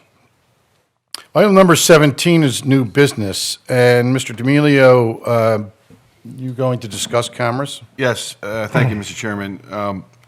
This was before the board, I think, a couple of times, and the police and the township manager are moving on this. It's a motion to authorize the purchase of Vista HD cameras, the software and licensing, installation, and technical services from WatchGuard, Allen, Texas, under CoStar's contract in the amount of $164,445. You want to add it to the agenda? I'd like to add this to agenda, yes. A motion to add it to the agenda. May, So moved. I was making that motion. Okay. Okay. All those in Motion. Thank you. I think, okay. We don't have to take a roll. Can we show of hands? Can I, before we vote, can I ask the chief to come up and talk about this a little bit? Is that This is okay? just to put it Oh, on. I'm sorry. Let's talk about it, getting it on the agenda now. Yeah, I'm sorry, Right. but stay there, chief. Just take it. All those in favor? Aye. Opposed? Thanks, chief, I'm a little off Chief? tonight, sorry. Now you're going to have to read it, right? He's going to have to You read. should read it and get a second. All right, I'll read it again. Motion to authorize the purchase of Vista HD cameras, software and licensing, installation, technical services from WatchGuard, Allen, Texas, under CoStar's contract in the amount of $164,445. Second. Okay. So second by Mr. Right. Chief, your turn. The current camera systems we have in the cars now are over between 10 and 12 years old. When we started this program many years ago, we started with old VCR tapes in the back of the cars. We had to switch them out at the end of every shift. We migrated over to the newer systems, which automatically download into the server at the police station when the police car backs into the front of the police station. So now we have been researching the body cameras for a number of years when they started out about 2 or 3 years ago. We weren't happy with the first prototypes that came out because, like anything new electronic, it always improves as things move along. They've reached that point now where they're accurate, they're small, and they do the job that they're supposed to do, and we're very happy with them. So we had to replace the in-car cameras because the age was starting to break and the warranty is done. So now, with buying the WatchGuard system, the officer body camera is included in that system within that price, and that will automatically download onto the same system. Obviously, we have to follow the Pennsylvania wiretap laws, which we do now. We're not allowed to tape inside of houses. Only we can do it on counters on the street with an altercation or on a road stop, and we still tell the people we're taping them. So it doesn't change what we're doing. It enhances the safety of the officer, and any complaints from citizens, we can review them very quickly. And what we found over the years with the in-car cameras, that when we did get an officer complaint, we found that most of the time it was unfounded. And this is, Yes. Sorry. go ahead, Somebody go ahead, Larry. With Go ahead, Mr. regard Holmes. to the body camera, that is that activated by the officer or is that continually running? It's activated by the officer. So it has to be a stop or a confrontation, it's not just If every the officer, interaction? it'll activate with the red lights on or the siren, any action, just like it activates his in-car camera now. But if he gets out of the car and it's not on, he has to activate it. And we satisfy the wiretap laws in Pennsylvania, which are really strict, I mean, stricter than most of the states and certainly stricter than the federal government. That we satisfy that by informing any citizens in a traffic stop that they are being taped? We have a very strict policy with that, yes, Commissioner. Are you gonna, do we have a policy as to when you're gonna expect the officer to turn it on when he gets out of the car? That policy is being formulated now. We have the temporary policy in place. We're reviewing it and have it reviewed by legal counsel before we act. But we're using model policies from the IACP, and usually when we get those, they've already been vetted from that organization. Are body cameras being used by other suburban departments? The bigger departments, yes. Everybody's starting, I won't say everybody, they are starting to go with them. There is an expense, that's why it's slow moving forward with them. But they're not just urban, they're in the suburban areas as well? Absolutely. SEPTA's been using them for a number of years now. If you saw it in the paper today, that they found that their complaints dropped because of the body cameras. Yeah, and Chief, as you said, I mean, this is beneficial to both your officers and to the residents or anybody who may have an interaction with the police because it documents what actually happens and it that's avoids correct. any unfounded complaints but it also, Absolutely correct. protects the residents from. Like I said, when we started with the in-car cameras, we found that they were a benefit for the officers because people, if they made a complaint, we were able to review it, and we do an occasional spot check Right. to make sure procedures are being followed. So we have policies in place that we are checking the officers to make sure they are following those policies as we move forward. Right. Country's moving towards this in many of the police departments, and it's a logical next step. Yeah, I mean, I think if we want to, continue to support our police department, to maintain its standards, I think it very shortly it will become expected. So I think this is a good move. Thank you, Commissioners. Thank Thank you. you, Chief. Okay, gentlemen, before you is a motion to purchase. Now, this is all in the budget, right, Larry? Yes, it's actually roughly just shy of $4,000 under what we had budgeted. Okay. If there are no This was further budgeted comments- for this specific purpose with anticipation of. Yeah, we knew that we were going to have to get the car cameras replaced anyway. We've Right. been planning on this, and actually, we wanted to purchase it earlier. We're at a deadline because this proposal won't last much longer. Right. The reason we held off is trying not to do major spending the first quarter of the year. Thanks. There being nothing further, please take the roll. Mr. D'Amelio? Yes. Mr. McCluskey? Yes. Mr. Siegel? Yes. Mr. Holmes? Yes. Mr. McGarity? Anything for the chief, yes. Mr. Wexler? Yes. Mr. Boy, I thought Oliva? that was bad. I feel like I have to vote no now. Mr. Connell? Yes. Also under new business, we have a resolution. Mr. Siegel? Yes, I guess first I would make a motion to place resolution number 2048, 2017 on the agenda. 2048, 2017. All those in favor, or seconded by Mr. Oliva? What is the resolution? It's the RACP approval that was sent on Friday, and Oh, it's... okay. And I'll read it in once we get it on the agenda. All those in favor? Aye. Opposed? Mr. Siegel? Okay.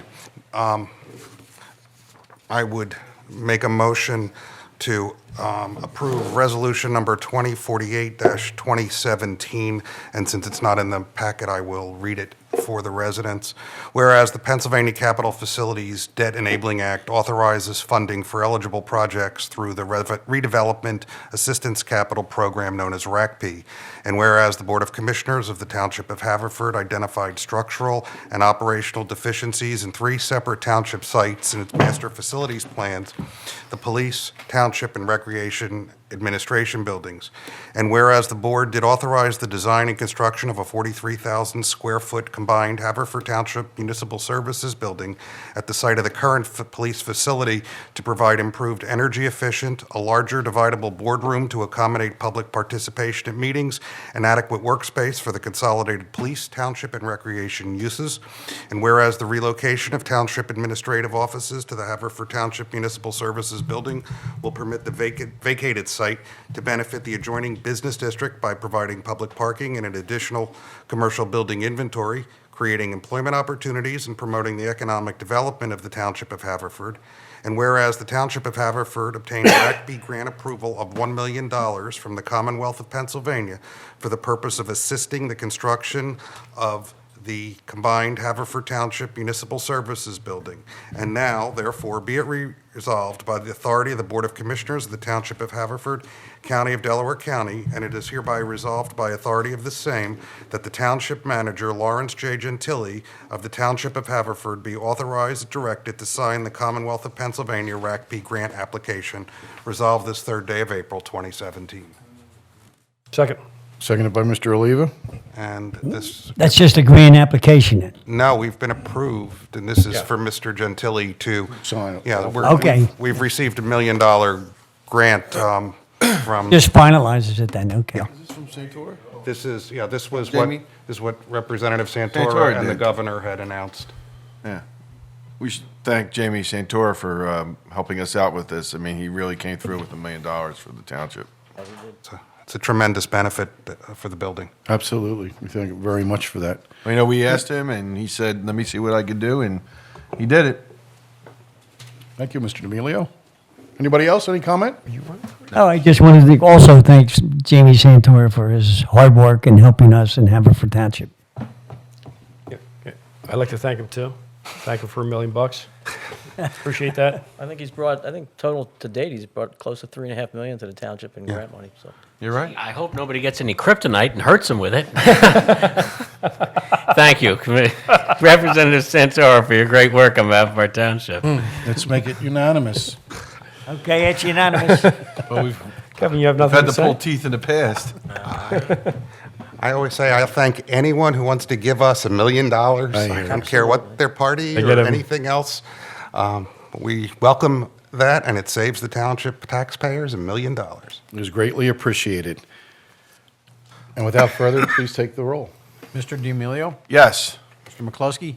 Yes. Mr. Siegel? Yes. Mr. Holmes? Yes. Mr. McGarity? Yes. Mr. Wexler? Yes. Mr. Oliva? Yes. And Mr. Connell? Yes.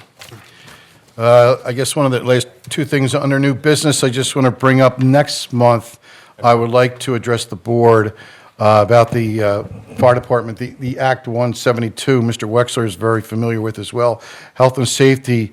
The initiative for municipal volunteers of fire companies and nonprofit emergency medical service agencies that the Commonwealth has put together several benefit programs that municipalities can take advantage of to pass on. Governor Wolf has approved them November 21st, and they'll take effect in 60 days. Well, we're past that 60 days. So next month, what I would like to do is bring this to the board so they have an opportunity to look at it, discuss it, and any questions, and then move further how we can put it into ordinance. Yes, sir. I do have one other item when you're done. Please go. Yep. It was actually brought to my attention today, and I spoke with Assistant Township Manager Lori Widup, who I know conferred with the police, that a constituent discovered that in Chapter 55 of our municipal code, particular sections 55-2 to 5513, we have regulations that have not been enforced in, I would say, I've lived here 30 years and have not been enforced, that require people who own bicycles to have a license plate, to have apply for a license, a registration card, attach them to the bicycle. Inspections are required, renewal of the license, registration, and reporting of the sale. And I would suggest, or we could add it to the agenda tonight, that as a first reading, that we would repeal those provisions while leaving in the provisions that say they have to follow the rules of the road and those items. But they are sections 55-2 to 5513, and I believe the chief is fully. You were reading the Facebook page, weren't you? No, I was not, actually. That was on the Facebook page. No, I got an email from a constituent. Okay, you wish to bring that up? I for motion? registered my bike when Yes. I went to college. Would anybody like to second that?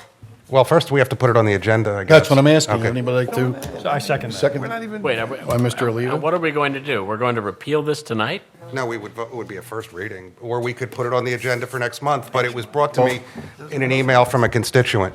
Okay. Can we assure the public that nobody from the police department is enforcing the current bike registration Okay. laws or tipping over bikes and In riding order them? to discuss this, We have to get it on the agenda. I would like to put it on the agenda. Why don't we just do it tonight? Mr. Siegel has asked for that. It was seconded by Mr. Oliva. And all those in favor? Aye. Aye. Opposed? Okay, so. Read it. Okay. The motion would be to repeal the provisions in Chapter 55, in particular, Sections 55-2 to 5513, and repeal all of the provisions requiring registration, reporting of bicycle licenses, et cetera. Aye. Thank you. Didn't we look at the code about 3-4 years ago and try and get rid of all stuff? And that- seconded by? This obviously did not, and I Mr. got an email Garrity, you today want to about second it. that? No. No? I could see a 7-year-old child saying to the police officer, I can't pay the fine, so what do I do? And if I do, I have to ride my bicycle to the hearing. I have a motion on the board. Does anybody want to second it? Well, the only- Seconded by Mr. Oliva. Could we have the Discussion. Now let's discuss it. Yeah. Would you like to come forward with a comment? How many 7-year-olds have you? Let me just say that when I was a kid, I did have a license plate on my bike, so that's how far back it goes. We used to do bicycle rodeos, probably 15 years ago was our last one. We used to register the bikes, and we used to put a sticker on the bike, it's not a Right. license plate. It was a blue sticker, and we used to take the numbers. Since then, we have obviously gotten away from that. It's too time consuming, it's impossible to track, and people don't come in and do it anymore. So it is outdated, antiquated. I would recommend also that it should be removed from the. Right, I actually have a registration number pounded into the bottom of my frame from, I registered my bike in DC when I got down there for college. That but- same bike? No, it was stolen. Yeah. And a heck of a That lot was of bikes part are of the, and stolen that was here. part of the program. If your bike was Well, that was stolen the point. and it is, was yeah, recovered, I mean, look, there you had it. our officers have watched kids ride out of town holding a bike, and there's nothing they can do about it. I mean, and no, I don't have a problem with repealing this. I just think I don't. We had gotten out of the habit of doing anything like this in new business. We've never discussed before. It never came up before. I think we can raise these issues and address them at our next meeting. I just, we have made a point in the last several years of having the public aware of everything we're going to do in a typical meeting night. So before we go, repealing laws, I'd suggest that we at least decide to do it next month, now that the public has been assured that nobody's going to Well, get there's- pulled over for failing. There's agree a with f- that. I mean, there's we a could do it in first work session. Yeah, this is the first reading. Yeah. So it's not like the public's not going to have time to comment. We can discuss it at the work session, then again, it's going to go in front of the board and be voted on at the next meeting. So if the public has comment, they can comment at the May meeting. I think Larry's point, just Larry's point is, I mean, the way the process is set up is that you have a first reading that people are allowed to be at and comment on, and then there's a second reading. That's how the process is set up. We're sort of skipping that step. Not that anybody on this board is going to disagree with the bicycles laws being repealed, but as a general, but you don't know. I don't know. I could guess, but I don't know. And that's the But I think there is a general premise that we should not be, as a habit in new business, performing first reading of laws. But I also would be curious, and I would love the police to answer this question for us before we, I mean, perhaps we can repeal and replace, which is words we've heard a lot recently in the news. And the reason is this. I didn't have my own bike stolen. My son's bike got stolen from the SEPTA lot recently. You know, bikes that get stolen from the periphery of the township disappear quickly, but a bike stolen from a SEPTA lot on, you know, in the 6th Ward or in the 5th Ward has a long way to go before it gets out of this town. I mean, if we had any kind of program where once a year, you know, kids can go to the police department and the police department puts a fairly, fairly permanent sticker around the frame of that bike, and by doing that, you know, grants, you know, the license to the police department if it has any suspicion about a bike that's being, you know, walked out of our town or being, you know, ridden with a kid holding a bike while riding another bike, that they can stop and inquire about the ownership of that bike, and it's got a little tag on it that says Haverford PD. I mean, I don't know if any other townships still do that kind of thing. But like I said, my son walked home from the SEPTA station, asked which one of us picked up his bike, and you know, it had been stolen, you know, within the last couple hours of that. And it's, is there anything we can do about that? Is there any kind of registration or you know? Well, then we'll be right back where we were with the ordinance you have at hand, is registering bikes again. Yeah, but I think this is a requirement that you have to tag your bike or you've broken the law. My question is whether or not there's any kind of voluntary program that could be done with the police. Yes, we could have a voluntary program, but just so everyone knows that any recovered bicycles, we keep them for 3 to 6 months, depending when their garage gets full. Then we put them on public display. We do advertise that. So anybody that has a missing or stolen bike can come in and look at those bicycles, and if theirs is in that lot, they can recover their bike, and then we either sell them or give them away to charity. See, I don't think, I'm 12 years on the board, I don't know that we have that or did that we've got the bikes available. I've heard him say that, but yeah, he's done it before. But, you know, the I idea agree of with you, being, Larry. There could be a volunteer program that, if it helps, if it somewhat helps recover stolen bikes or even stop someone from stealing a bike. I mean, is that? yeah, look, I've always felt like if I walk into a parking lot and I've got 5 cars I want to steal, I'm going to steal the easiest one. You know what I mean? I'm going to steal the one that's windows are open or the keys are in it, or I'm not going to steal the one that's a stick shift. You know what I mean? Yeah. If you've got a choice to steal 5 bikes that are all lined up at the rack at the SEPTA lot on Haverford Avenue, and 3 of those bikes have something right on the tube that says register with the Haverford PD, it just might steal a different bike. We could come up with a voluntary program very easily. So it does be a voluntary program. Right, and we may be able to change these regulations to simply, you know, it's a volunteer program as opposed to right now a requirement of the law. And if I may? Yes. 2 things. One, I agree in general that we shouldn't be adding things to the agenda on a regular basis in new business, because we want to be open and we want people to know. Where you find something like this, I think this is the exception. Your suggestion is very good, and I just did a very quick search, and a number of cities have voluntary bike registration programs, and some of them are an online registration, some you go in. But just looking, there are a lot of these programs, and I think that's a terrific idea. But I think it's sort of like registering your kids and their fingerprints and those types of things. They serve a good purpose.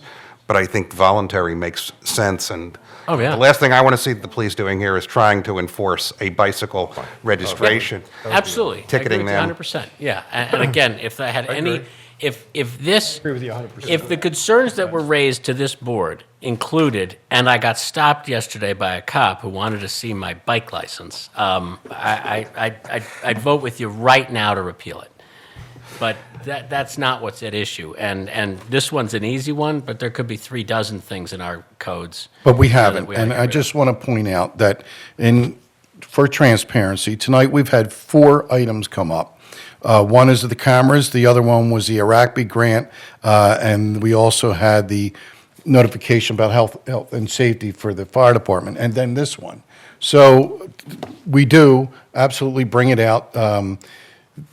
The other one was the request for approval for the money. That's all time sensitive. So that's why that was put on for tonight.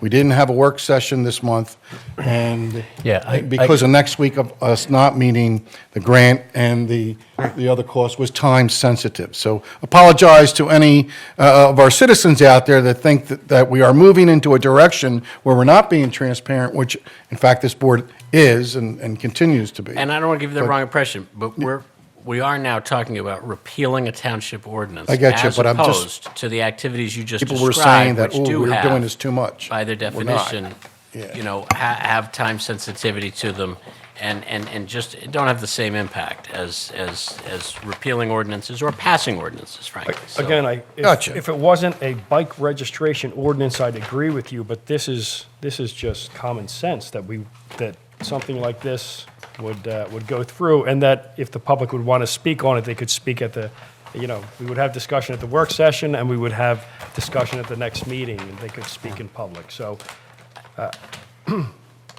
Mr. Again, Siegel, how do you we want to move don't- forward on this? Did you I wish made the to motion, yeah. make the And I motion? think Mr. Oliva.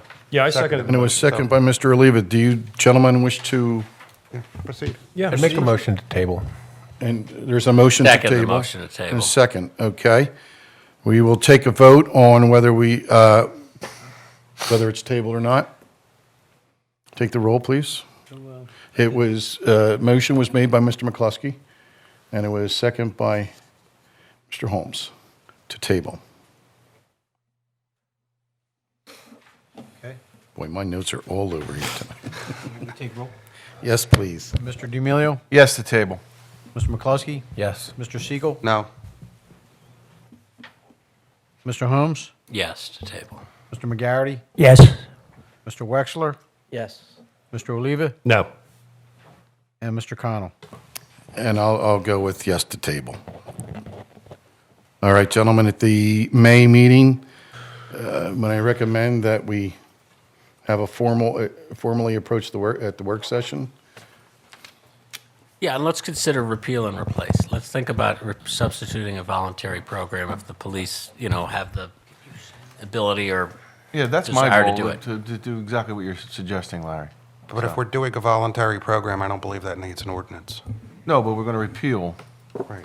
You don't need to replace. All you need to do is repeal. And the police And could goes create. nuclear options. I don't know. Or Okay, thank you very much. The last thing I have under this new business actually is a communication received from Christine Farris to the Board of Commissioners, and it has here to the attention of Chris Connell. Dear Commissioners, it is with sincere thanks and utmost gratitude for the Township proclamation I received on February 28th at the library reception, along with the lovely vase, and on March 13th, 2017, at the Commissioners' meeting. I am honored to receive this recognition of my 25 years' employment at the Haverford Township Free Library and retirement from all of you. Your support and friendship to me during my tenure as itinerant director and as director over the last 7.5 years has meant a great deal to me. I have enjoyed working with you all, and I appreciate the commitment you have made to make the library a valued community resource for our residents. Thank you. Sincerely, Christine Farris. And this was just received. So a round of applause for her, please. She's been very dedicated to the township and the library. If there is anything further under new business? just one thing. Yep. Okay, so at the park board meeting, a couple by the name of Ken and Linda Romanowski, who live at 2503 Chestnut, came in to tell the board that they appreciated what the Board of Commissioners did to take care of the house, and they appreciated what the leadership of Commissioner Holmes in getting that done over that house on Chestnut, taking care of the roof. The roof was, the neighbors, I mean, we saw it play out here a couple of months ago where the neighbors, the one house is falling into disrepair. The family wasn't taking care of the house. And so these people came in to thank the Board of Commissioners. They came to the Park Board on the wrong night, so they came last week instead of this week. So they wanted to say that, and I just happened to be here, so I told them I would pass that along. So thank you. Telling me that. Because they missed my constituent meeting last week, and I expected actually to see them there. But after the 2508 was, just to fill in the story, it was a twin house. So the house attached to 2510 was in such disrepair that it was really threatening the safety and welfare of the family at 2510, including a very young girl. And the township roof has was been on it, open. for a number of years. And finally, the township took the action at the direction of this board to make, enough repairs to really to render the whole structure safe, which was really important for the people who lived next door. So, and Ken and Linda live right across the street, and they were certainly good advocates on behalf of the Bedards to get us to do that. So thank you for telling me that. No problem. All right. In other business, Mr. D'Amelio. Thank you, Mr. Chairman. I'd like to thank the police, Larry Gentili, Joe Celia, for attending my constituent meeting. And the theme that comes up all the time is something that the chief brought up in his update is cars. Please lock your cars. It's happening all over. You have to lock your cars. Don't leave your keys in there.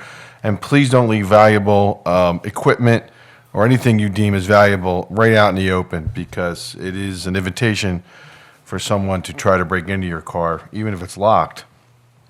So even though we're seeing this throughout the township, and the police chief can correct me on this, isn't it happening all over the county? Yes. So we're not the only township that is seeing car break-ins, should I call it break-ins, on the rise? It's happening everywhere. But thank you all for attending. It's something that the constituents really like in First Ward, and they get some valuable information, and they also provide information to the township, to the police, and we solve a lot of issues, so thank you. I also want to thank the Haverford Alliance for Drug Awareness for inviting me to help out on Saturday at Sacred Heart. They had a comedy night, which was sold out, and it was a very good show. And they did a great job, so I really want to thank them for hosting that meeting, and they're doing a great job in the township. Finally, there's a canine competition on 4/23 at the Haverford High School football field from 12 to 4. Haverford's Police Department K-9 unit will be participating in that competition. I urge all residents to come out and see what the canines can do and how talented the police officers are and the dogs. They really work very, very hard with the canine dogs. It's a continual process of training and making sure they get it right, and they do a great, great job. So we're very fortunate to have that here in the township, and that's all I have. Thank you. What was any hours, 12 to 4? 12 to 4. Okay, thank you. Thank you, Commissioner. Mr. McCluskey? Sure. I just want to make note, last week in the 3rd Ward at Cardinal Foley School during the storm, there was a lightning that struck the top of the building, and it created some significant damage to the front building of the school. But most importantly, I think that what comes out of it is nobody was injured. I talked to people at the school, and they certainly wanted to thank all the Haverford Township personnel that responded to that scene and the job that they did. But I would also like to thank, just on behalf of the township, as I witnessed, the teachers and the staff of that school and some of the older kids, sort of directing the younger kids from a dark building that suddenly went dark because the electrical did go out and the fire alarm system did go out, and it was raining and still potential for more thunder and lightning, and it really was a great example of sort of not only the work that our police and fire departments did, specifically Oakland Fire Department was there very quickly, but also just of human spirit of in a crisis. People definitely stepped up, and there was I know Father Gallagher and several of the 8th grade students were out in the rain, sort of directing cars and traffic, because obviously a large number of parents arrived at one time. But so it was an unfortunate incident. Thankfully, nobody was hurt, but it was also a very it was a touching moment to see for both the human spirit generally and our township and some of the people that reside in it. On another note, the weather does hopefully appear to have turned, so spring is in the air. I know a number of us were at Little League openings and runs this weekend. In that vein, the Merwood Park Civic Association, before we meet next, is having their Easter egg hunt on 4/15 at 10 o'clock, and Paddock Park Civic Association is having a similar event on April 15th at 11 o'clock. But hopefully everybody gets out and enjoys the nice weather and the various parks we have in the township. Along those lines, just reiterate what Mr. Puglisi said, and hopefully everyone can make the Earth Day celebration, which is on April 22nd from 9 o'clock to noon at the CREC. And that's all I have. Thank you, Commissioner. Mr. Siegel? Thank you. First, just want to announce again that the 4th Ward and the 3rd Ward Commissioner McCluskey and I will be having a joint constituent meeting on Tuesday, April 18th at 7 p.m. in this room. The meeting will, as always, have representatives from the township manager, police representatives. We will also, as we do every year, have representatives from the YMCA there to provide an update and answer or address any questions that residents have. And I'll be sending out another email blast to remind people about that. One of the things that I've received a number of questions about, and I just wanted to explain to people, is that there's been a large amount of work on Darby Road up in the Bryn Mawr section, particularly near Brennan Drive. That is part of a 3 or 4 month project designed to replace all of the telephone poles and the infrastructure that feeds the township. That area has been subject to a significant number of blackouts, surges, to the extent that PECO gave this a high priority.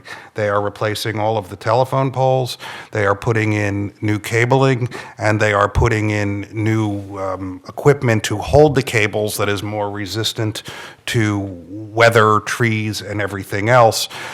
While this project focuses on the upper end of the township, it is an area that feeds a great majority of the township through Darby Road, so it should help to promote more efficient electrical service in any of the areas that it feeds. So I just wanted to let people know about that.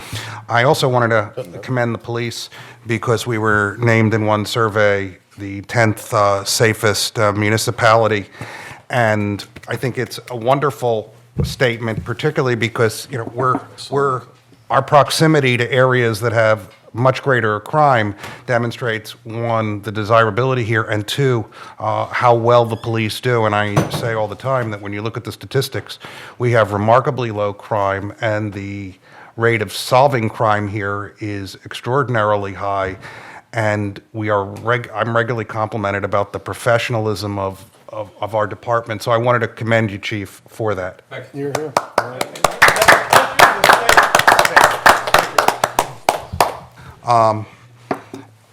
Couple other items. One, please remember it's spring, and as a result, I know kids go out and play, but they shouldn't be playing in the streets.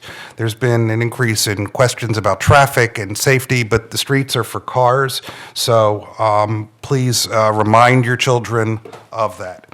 And for those who celebrate either a happy Easter or a Zissin Pesach. Thank you. Thank you, Commissioner. Mr. Holmes. Mr. President, thank you. I need to thank Lori Hanlon-Widdop and Deputy Chief Joe Hagan for attending my constituent meeting last week at the Chestnut Wells School, and thank my special guest, 3rd Ward Commissioner Kevin McCluskey, who dropped in it as well. We share an important border in the Merwood Park area, and a lot of issues come up there. A very good meeting, and I also want to thank on camera the Haverford School District, who always makes the Chestnut Wald School available to my constituents and to me for that meeting. And for those of you in the 6th Ward who weren't able to come, you know how to reach me and call me anytime at my office. And I will plan another constituent meeting soon. I want to commend the township for their excellent work on what was a very, very sloppy winter storm that we had the day after our last commissioner meeting.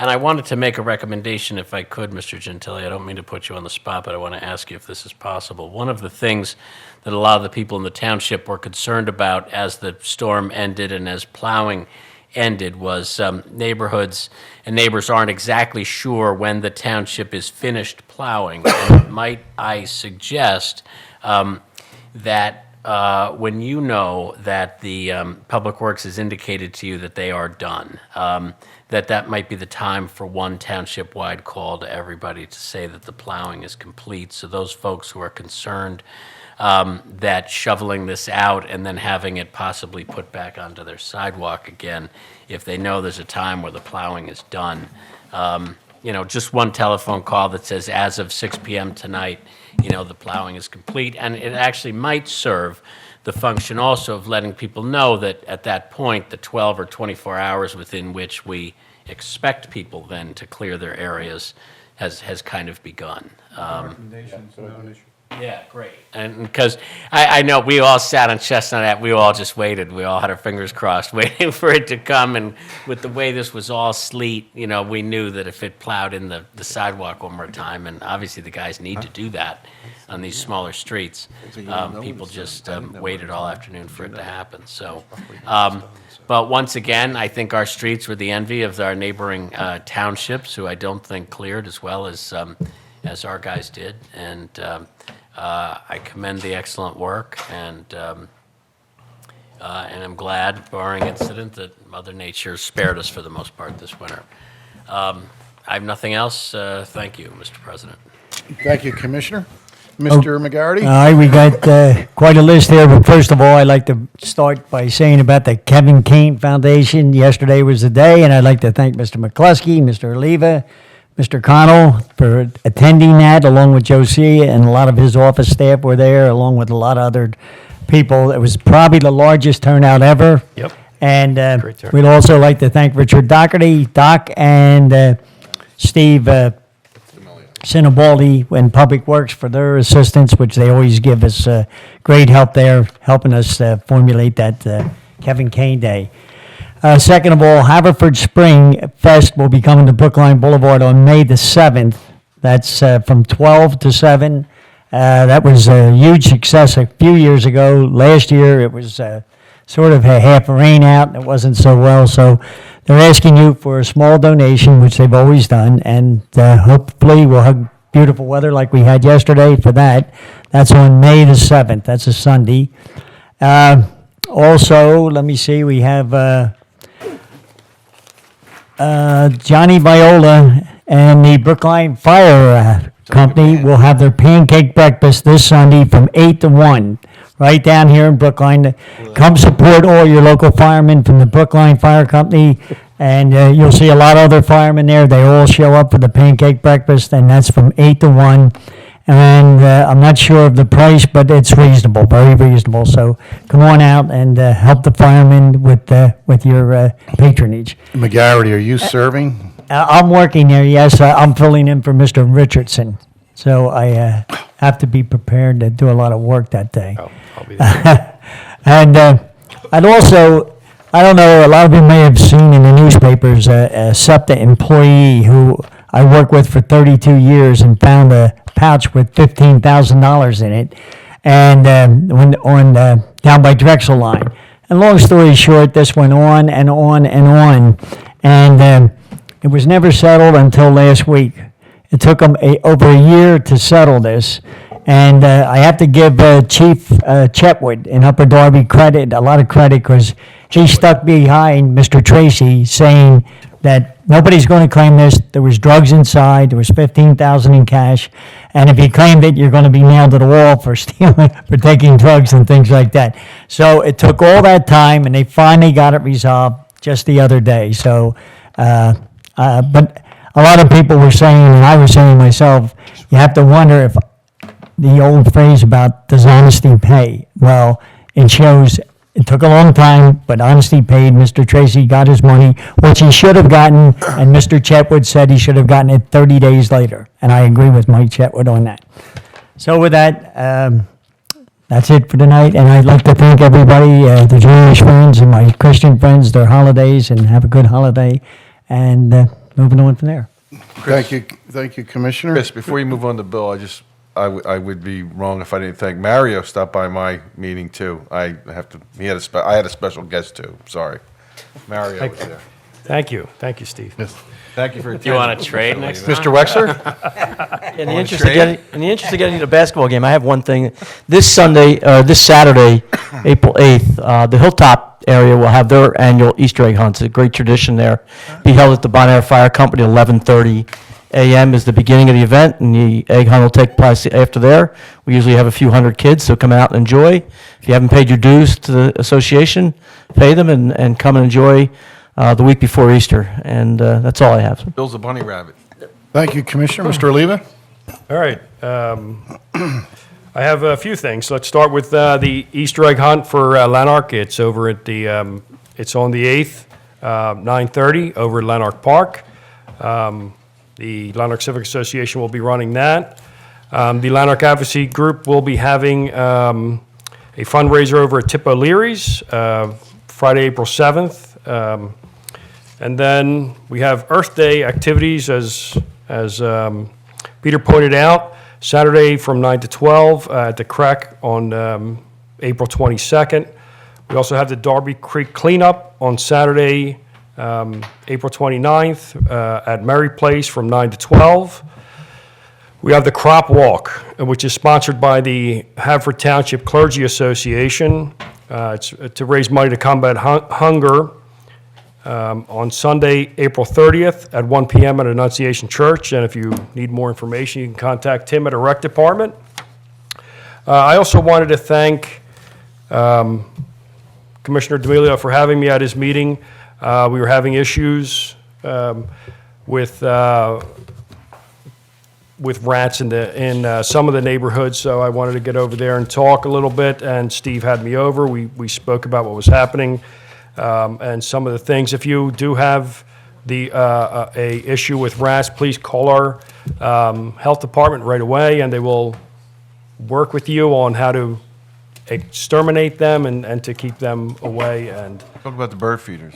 Yeah, there's several things that you can, if you go to our website, there is recommendations that are put out by our health department, which tells you not to have fruit laying out, keep your trash cans covered, bird feeders, anything. Rats are attracted to food. They're looking for food. If they're out in your yard, they will find it. If you don't, if you keep your stuff clean and trash cans covered, then you will have no issues.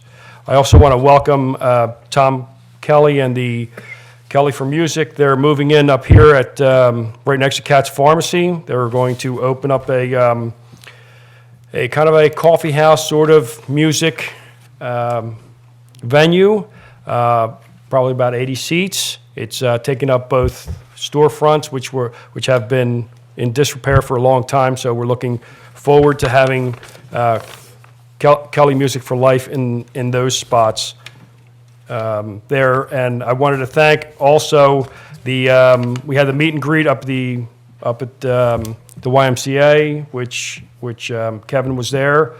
I believe you were there, Larry. Who joined us for that. Very successful, great time, and we'll be having another one in June over at McGillicuddy's. I'll give more information about that, and also want to welcome to the Second Ward a new owner, which is what this group has been trying to accomplish for a long time, is Painting with a Twist is coming into Lanark Shopping Center and attracting attracting businesses into Haverford Township, which people in Haverford Township want to go to.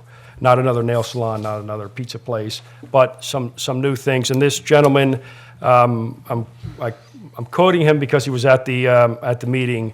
He said he came to Havertown a few years ago. I discovered a more hip and attractive Havertown as I started visiting some of the new restaurants. So that's why he came here. So Well, the hip part was when he saw you, Mario. That was the hip part. Thank you, Jim. I appreciate that. And that's all I have. Oh, yeah, we had the constituent meeting, which was, thank you, Chris, yeah, which was on March 22nd. I have one more thing, if I can add. Both myself, Chris, and Kevin, Commissioner McCluskey, will be meeting with Greg Vitale with PennDOT about the Eagle Road and Darby Road, the condition of those roads. I have spoken to, have long conversations with Greg and Terry, his secretary. We finally got a meeting together. Kevin will be there, so will Chris, and we're going to discuss how we're going to get these projects moved up, because Eagle Road is, the one side of Eagle Road, which is not what they're doing, is not even on their 5-year plan. And Darby Road is supposed to be 2023 or something like that. So we're going to try to get those moved up and get them to come out and see the condition of these roads. So that's about it. That's all I have. Thank you very much, Commissioner. And I'm just going to end up with, I want to say thank you to the constituent meeting we had on March 22nd. Thank you, Mr. Gentili, for being there. Chief, thank you, and your deputy for being there. And I want to thank our codes officer, Joe Celia, who was there, and township engineer, Pannoni Associates, Chuck Faulkner. We spoke in length about, and I mean in length, about stormwater management. So there were a couple other things we talked about, safety and what have you. So thank you to Chuck Faulkner, really, for really coming out and addressing the questions that our residents had. Our next meeting will be May 1st. That will be the work session. And May 8th will be our next regular meeting of the Board of Commissioners. Everybody, please have a happy Easter and a happy Passover, please. For the Motion to adjourn. Can I have motion adjourn? Yep. Second? All in favor? Aye. Thank you very much.